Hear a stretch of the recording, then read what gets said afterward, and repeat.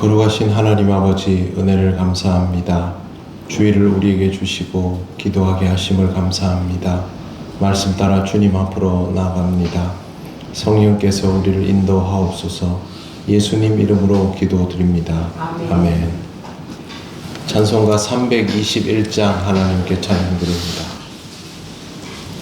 날 대속하신 예수께 내 생명 모두 드리니 늘 진실하게 하소서. 내 구주 예수여, 나 구주 위에 살리라. 내 기쁨 한량 없으리. 내 갈 길 인도하소서. 내 구주 예수여, 날 구원하신 예수를 일평생 의지하오니 날 영접하여 주소서. 내 구주 예수여, 나 구주 위에 살리라. 내 기쁨 한량 없으리. 내 갈 길 인도하소서. 내 구주 예수여, 주 십자가에 달리사 날 자유하게 했으니 내 몸과 마음을 주 위해 다스게 하소서. 나 구주 위에 살리라.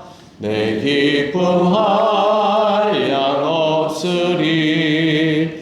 내 갈 길 인도하소서. 내 구주 예수여.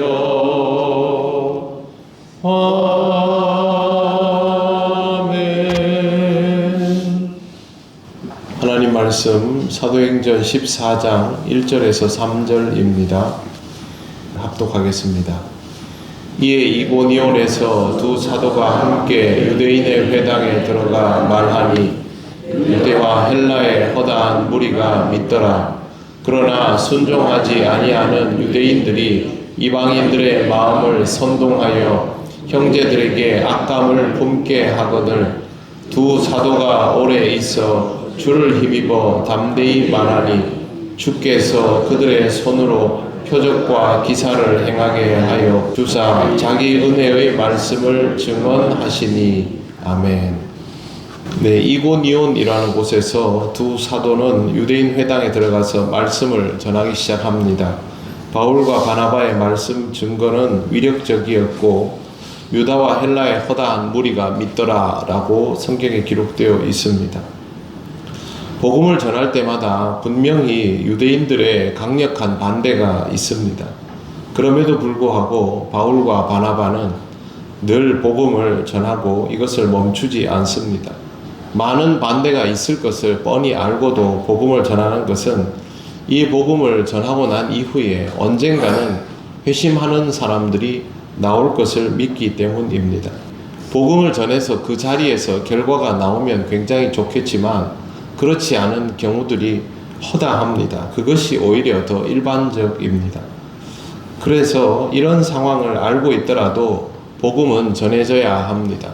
복음을 전한다라는 말은 지금 내가 전하면 바로 상대방이 회심을 할 것이다 라는 가능성이 보일 때 전하는 것이 아니라 복음이기 때문에 전하는 것입니다. 믿음은 들음에서 납니다. 그렇기 때문에 그 들은 것이 언젠가는 하나님의 역사하심에 의해서 결과가 나오게 되어 있습니다. 전도대원들이 복음을 전할 때 그 메시지를 읽어보라고 권면을 하면 사람들이 받아들고 갑니다. 그 중에 몇 명이 읽을까는 모릅니다. 그러나 그것을 필요로 하는 사람들이 반드시 있기 때문에, 그리고 그냥 옆에 두었다가도 꺼내서 읽을 사람이 있기 때문에 그걸 전해주는 것이죠. 복음을 전한다라는 말은 그냥 예수 믿으세요 라고 하는 것이 아니라 예수가 그리스도라는 사실을 전하고 우리에게 구원이 있다라는 것을 전하는 것입니다. 성경 어디에도 예수 믿으세요 라는 것으로 복음을 전했다라고 되어 있는 곳은 없습니다. 항상 복음을 전했다라고 하면 예수님에 관한 모든 내용들이 가르쳐지고 선포되었다라는 것을 의미합니다.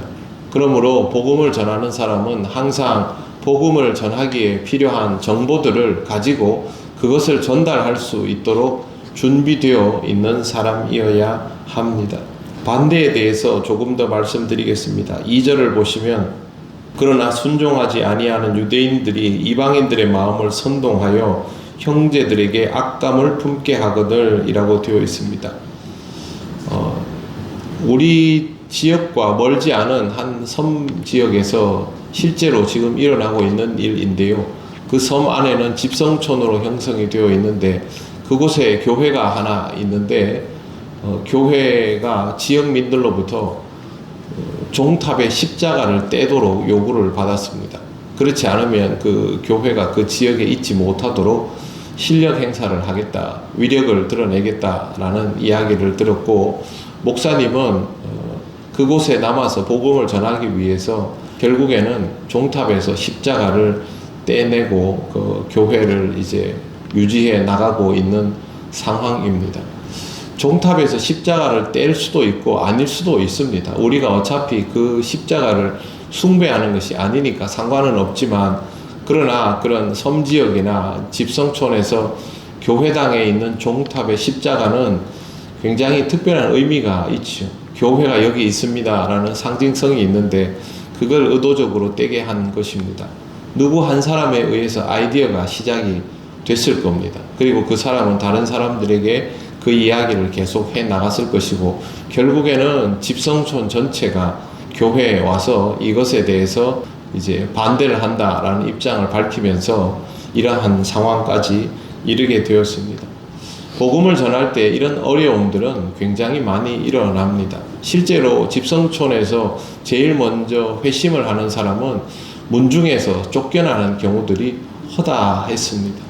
그럼에도 불구하고 그 사람들을 통해서 복음이 그 가정에 뿌리 내려지고 집안 사람들이 예수를 믿게 되고, 그래서 여러분 그 시골에 가보면 이 지역은 옛날부터 다 교회를 다녔습니다 라고 얘기하는 지역이 있습니다. 그럼 우리는 그냥 보면서 야, 이 사람들 참 대단한 사람들이네 라고 말을 하지만, 실제로 그런 지역들의 특징이 그 지역에서 한 사람이 욕을 먹어가면서 예수를 믿고 시작해서 그렇게 그 지역이 그리스도인으로 가득 찬 집성촌이 된 것입니다.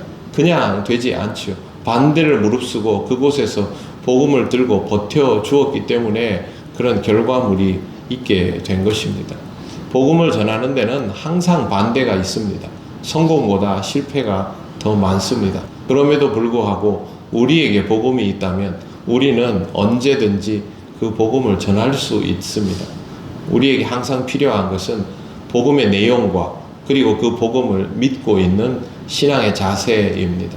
이 두 가지만을 잘 유지하시면 언제든지 신앙을 지켜나가며 사명을 감당할 수 있음을 잘 기억하시기를 바랍니다. 3절에 보십시오. 두 사도가 오래 있어 주를 힘입어 담대히 말하니, 두 사도가 오래 있어 라고 되어 있습니다. 반대에 부딪히고 있지만 이곳을 쉽게 떠나지 않았다라는 것이죠. 반대를 무릅쓰고 계속해서 복음을 전했는데, 그 다음에 보시면 주께서 그들의 손으로 표적과 기사를 행하게 하여 주사라고 되어 있습니다. 하나님께서 그들이 표적과 기사를 행할 수 있도록 역사하셨다는 것이죠. 이 지역은 그냥 복음이 전해지지 않는 상황입니다. 하나님께서 이루시는 무언가가 드러나야 사람들의 마음이 움직일 수 있는 곳이죠. 그곳에서 성령께서 역사하셔서 이 사람들이 무언가를 할 수 있도록 해 주셨다는 것입니다. 그러면 복음을 전함에 있어서 이런 놀라운 일들이 일어나야만 효과가 있지 않겠습니까? 우리에게는 이런 기적과 능력의 역사가 없는데요. 그렇게 생각할 수 있습니다. 그렇지 않습니다. 우리에게도 기적과 능력의 역사가 있습니다. 콩을 심었습니다. 그 다음날 아침에 눈을 떠보니 다 자라고 열매가 맺혔습니다. 기적이지요. 콩을 심었습니다. 몇 달이 걸려서 서서히 자라서 열매가 맺혔습니다. 이건 기적이 아닙니까? 그것도 기적입니다. 시간의 차이가 있을 뿐이죠. 하나님의 역사는 그 자리에서 일어나기도 하지만 오랜 시간을 걸쳐서 일어나기도 합니다. 하나님은 이 두 가지 방법을 다 사용하십니다. 우리가 신앙생활을 해오면서 경험했던 것들을 한번 돌이켜 보십시오. 우리에게 일어난 기적들은 단번에 일어나는 것들도 있었지만 서서히 시간을 두고 변화되는 것들도 있었습니다. 우리는 단번에 일어나는 것들만 기적이라고 생각하는데 전혀 그렇지 않습니다. 하나님은 이 두 가지 방법을 다 사용하십니다. 오랫동안 그 시간이 필요하면 그렇게 쓰시는 것이죠. 중요한 건 뭐냐 하면 하나님에 의하여 그 일이 일어나고 있는가라는 것입니다. 그러면 하나님의 역사가 드러나게 되는 것이죠. 여러분이 신앙생활을 하기 어려운 환경 속에서 살아가고 있음에도 불구하고 신앙적으로 살아가고 그 신앙적인 삶의 모습이 어떠한가를 사람들에게 드러내면 오늘 본문에서 나오는 것과 똑같은 일이 일어나는 것입니다. 어떻게 문중에 반대를 무릅쓰고 신앙생활을 시작한 사람을 통하여 그 문중 전체가 복음을 받아들이는 일이 일어나겠습니까? 그게 단번에 일어나지 않습니다. 그러나 그런 일들이 일어나면 우리는 그것을 기적이라고 하지요. 노대 사람들이 다 예수를 믿는 시대가 있었습니다. 지금은 후손들이 그렇지 않지만 그 지역 사람들이 어떻게 다 교회를 나오겠습니까? 누군가를 통하여 일어나는 변화를 다른 사람들이 공유하면서 일어나는 일들이죠. 여기에도 그와 같은 일들이 일어나게 된 것입니다. 그리고 이것만 있는 게 아닙니다. 3절 마지막에 보시면 자기 은혜의 말씀을 증언하시니 라고 되어 있는데 이 말씀의 주어가 주께서입니다. 주님이 이 사람들을 통하여 하나님의 놀라운 역사를 드러내게 하시고 이 사람들을 통하여 자기 은혜의 말씀, 주의 말씀을 전하게 하셨다. 그래서 복음이 확장되는 것입니다. 사랑하는 성도 여러분, 우리는 신앙으로 살아가고 하나님의 권능의 역사를 체험하는 사람들입니다. 우리를 통하여 하나님의 일들이 일어나고 있고 우리 교회를 통하여서도 하나님의 일들이 일어나고 있습니다. 그리고 우리에게 주의 말씀이 살아 있습니다. 그러면 되는 것입니다. 그러면 복음이 전해집니다. 지금 당장일지 내일일지 몇 년 뒤일지 모릅니다만 주의 복음은 반드시 우리를 통하여 이 땅에 드러나게 되어 있습니다. 항상 복음을 소유하고 전할 수 있는 자로 하나님께서 능력으로 역사하시고 그것이 드러나는 삶으로 그렇게 살아가시기를 바랍니다. 기도드리겠습니다. 하나님 은혜를 감사합니다. 우리에게 허락하신 믿음의 삶을 통하여 우리가 은혜로 살며 우리에게 주신 복음을 통하여 그 복음이 전해질 수 있도록 길 열어주심을 감사합니다. 이 모든 일들이 이루어질 수 있도록 은혜 가운데 살아가는 우리들 되게 하시고 늘 주의 말씀으로 무장하는 신앙의 군사가 될 수 있도록 인도하여 주옵소서. 무더운 날이지만 성령께서 영과 육을 강건하게 하셔서 우리 통영교회 모든 성도들이 오늘도 주님의 몸된 교회를 이루며 신앙으로 살아지기를 원합니다. 성령님 우리와 함께하여 주옵소서. 예수님 이름으로 기도드립니다. 아멘.